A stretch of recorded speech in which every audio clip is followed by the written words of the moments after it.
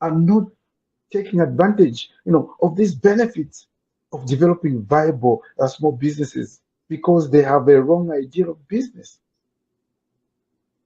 Now, what are the most common misconceptions about small businesses that hinder people, Dr. Kasonso? Thank you, Robbie. The first and biggest hindrance in small business development are wrong ideas. Are wrong ideas. So the hindrance is not something outside there in the market.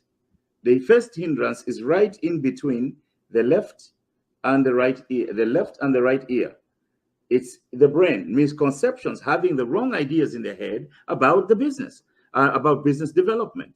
So now, what are some of these misconceptions that we can talk about? What are some of these misconceptions that we can talk about? What are the myths, the wrong ideas about small businesses that hinder most prospective entrepreneurs? There are many, Robbie, but for the purposes of this discussion, I'll focus on 5 of them. Number one, when you talk about the would-be entrepreneur in Zambia in particular, one of the first things that you come across, is the idea that there is not enough financing. Capital. So there's not enough financing. It is a misconception that for you to start a progressive business, you have to have enough capital in the pocket. You have to have a business plan, and then you have enough capital in the pocket. No. That is a misconception. Why? Because what drives a business is not the finances that you have for capital. What drives a business is the business idea you have. It is a misconception to think that the first problem is the lack of capital. Lack of capital can be an issue, particularly in Zambia. But we have seen the government make efforts to budget for some allocations towards small businesses, to engage cooperating partners for small business funding through ABSA, through Zanaco. We need to hear from them the progress they have made if those funds are in the economy. So we can direct people to go to the small and medium-sized enterprises to go and get the money. Yeah. But outside of that, Robbie, for the entrepreneur, an entrepreneur can never say there is not enough financing. There are capital problems. Why?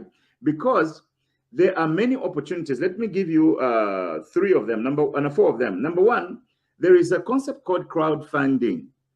Crowdfunding, funding a business online through collective involvement of others who provide donations, loans, and investments. You can use crowdfunding.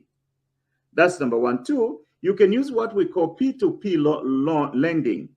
P2P lending is person-to-person lending. This lending, loans made from one or more individuals to the entrepreneur.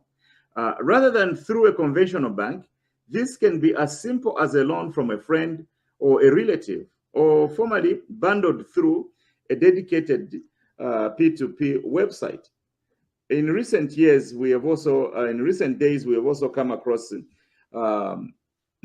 small business opportunities that can be started using the CDF, but we don't know how much progress is being made on that. But we have to recognize that that's a potential opportunity.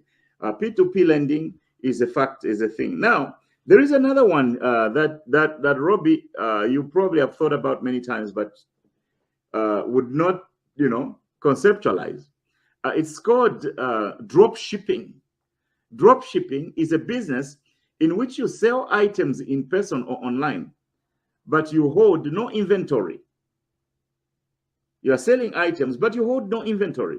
You refer sales to a third party who handles the shipping and often the financial transactions in your name. That's drop shipping. And the last one is a wonderful popular word here in the United States called bootstrapping. Bootstrapping. Now, bootstrapping is using low cost or free techniques to minimize your cost of doing business. So the issue of finance there's no financing, it's not true. A real entrepreneur and businessman can tap into many different sources. So it's a misconception to think that there are problems with capital. Part of the drive to start a business is to find an appropriate source of capital. And the other misconception, Robbie, is that to make profits, you need to make something. You don't have to make anything. There are a lot of services you can provide without making something a tangible product. For example, bookkeeping services, credit counseling. Those types of businesses don't require you to have any physical product that you can be selling to people. So we have to go beyond the products that you have to sell. So the products that you can hold in your hands. There are a lot of intangible products that you can also sell. The other thing, Robbie, is the other misconception is that if you fail, you can never try again. If you close a business and pay off your debts, you did not fail. If you learned how to do better next time. So, you know, what am I talking about here, Robbie? It's the idea that,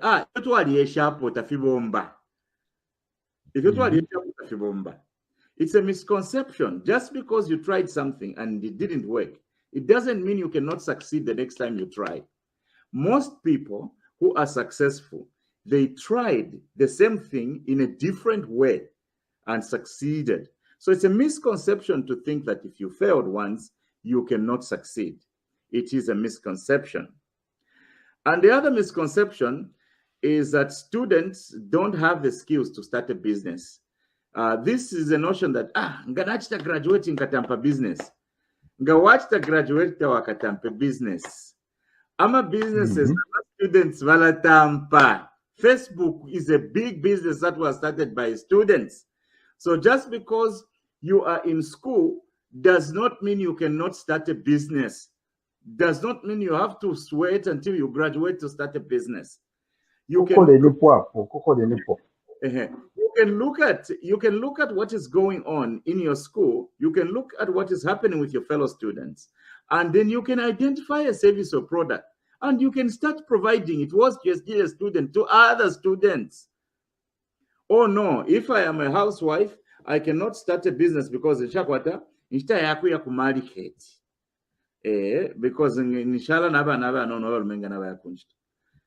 maya bekala pamayanda balatampama business ngolesunga abana pangani kuti watampana daycare walasunga nabana baba nobe balabambia single mothers in your location na whatever sunga. So you can start a daycare or a nursing thing for the children, for children in your own location, especially mwebekala mtown mumishiringi ifetakuba. But even in small cities you can start a business. So there is not an ideal person to start a business. You never become an ideal person to start a business. You can start a business right from where you are, from the kind of resources you have, and that can go just as well.